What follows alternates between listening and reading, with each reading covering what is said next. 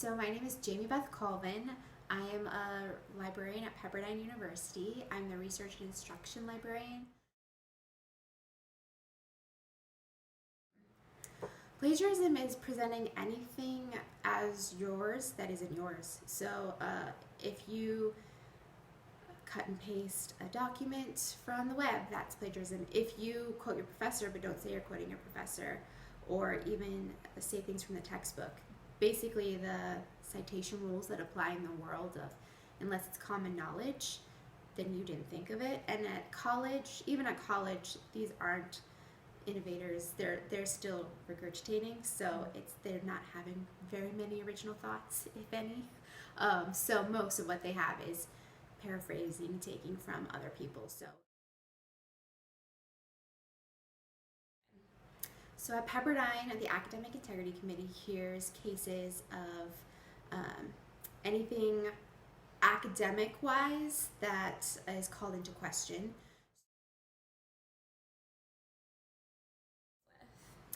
Okay, so we have 4 levels, and a level 1 would be a mistake someone made maybe out of ignorance, and so those will probably be caught by the professor and dealt with at that level. The professor may be like, hey, you maybe didn't know this. Level 2 is some dishonesty element to the mistake, and still usually dealt with the professor, but the professor will inform the chair of the committee. So that way we can track across the students' classes and academic year. If you're racking up a few 2s, then that bumps it up to a 3. Mm-hmm. So the committee isn't involved in that point, but we're aware of it. And there's a dishonest element. Level 3 is higher. There's dishonesty, maybe a larger portion of the exam, or not the exam. If it was an exam, that'd be a large portion, but any larger grade project or 2 to level 2s goes up to a 3. And then 4 is the highest, and that is also when expulsion is on the table. So stealing an exam from a professor's office would be one. Altering, like trying to hack your grades would count. Falsifying medical records. We just changed this, but it used to be that a false doctor's note was expulsion because we counted that as a medical note. We put that down to a 3, but if you were trying to say you were sick and you weren't, that will be level 4. Falsifying university, so if you maybe lied about transcripts, that's level 4. If you've returned from suspension and do another violation, then you're gone. So if you're like a reoffender, yeah, then there are more serious consequences. In March, and we had quite a few after March, I'd had 13, so over 20 a year in a school where there are 2,000 students, so it's not a large campus. And also, sometimes over the summer. And those are 3 and above that I hear, because I really don't hear 2 unless someone with level 2 wants to contest it and bring it forward the committee.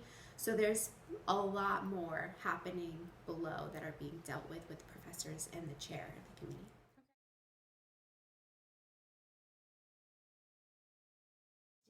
The most common would be that they are stressed, and there's usually some sort of story of the epic collision of events in their life, personal and academic, that came to the point where they made this bad life decision.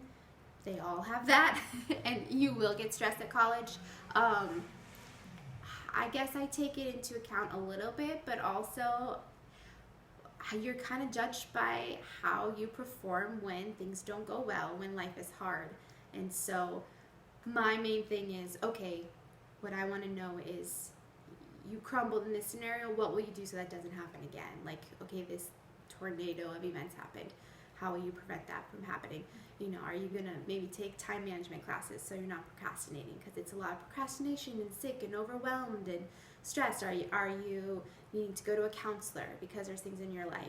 There are so many resources available on campus for students, personal, professional, academic, like everything. So now that you've gone through this, what are you going to do next time? If you've done something wrong, like there was a dishonest element, then the punishment should be more than if you just did bad on your assignment. So sometimes it will be up to like looking at our options, what's available. If you were going to get a 0 on the assignment anyway because you didn't put in a good assignment, and the professor has it that they give you a 0 if you cheat, there might need to be a letter grade deduction. So it can be 0 on the assignment, letter grade deduction, failing the class, suspension, and then for so many semesters, which can get complicated with certain majors. If you need prereqs that are only offered certain semesters, then one semester of suspension could really affect you academically as if it was a year, because that class isn't offered again. So it can actually become very expensive for students to cheat, and it's not worthwhile when you look at how expensive college is to stay an extra year. Right.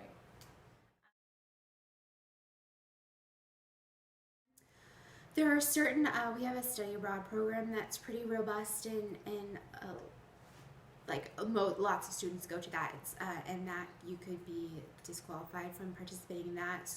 Certain student leadership or RAs, you get to live in the dorms free if you're an RA, but if you are getting a 0 and you maybe fail a class, that could affect your GPA, which could affect scholarships if that's tied to your scholarship. So we don't directly take away scholarships, but if your choices could, or your ability to participate in athletics, for example. Yeah, if if your athletics have a role, yeah. So, some levels do. I think the only one that really stays on your transcripts is expulsion, and it'll say they were expelled, and that's kind of, expulsion is us washing our hands of you. We do not want you to be associated with our university.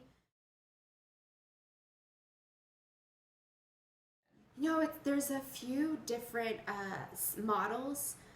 Some also have it where it's completely student run, and students identify it, and you can be held guilty if you see cheating and don't report it. There are some 0 tolerance schools. That's not very many, but in a 0 tolerance school, there's no difference between what we consider a level 4 and a level 1. If it's or probably level 2. If there is intent, then you're guilty and you're expelled, and the only thing is expulsion.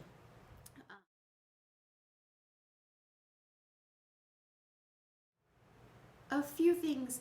I think especially with high school, you can get a little cocky on your workload and think, oh, I'm going to take all these classes.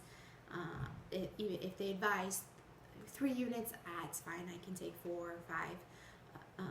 So I would listen to your advisor and try college, because there's a lot of extracurriculars involved, because a lot of it is time management and stress, assignments and readings that you're not used to, even though it was rigorous in high school. So I would say that. I would say try to develop some time management. Find out what resources are available for you that can help you. If there's a writing tutor, librarians, what the library has, find those resources and take advantage of them as a freshman. And be honest. It's better to tell your professor you're drowning. And I don't know, different universities, maybe big lecture halls, they don't care, but definitely at ours, the faculty do care about their students, and they're even designed to check points and see how their students are and write up little, I think this one's struggling. So they would rather you come as an adult and be like, hey, I need an extension, or I'm confused about this, so head on address it. I'm really sick, I will need help with this. So many professors are like, if they just came to talk to me, I'd have worked with them. But it's a little suspect or too late now.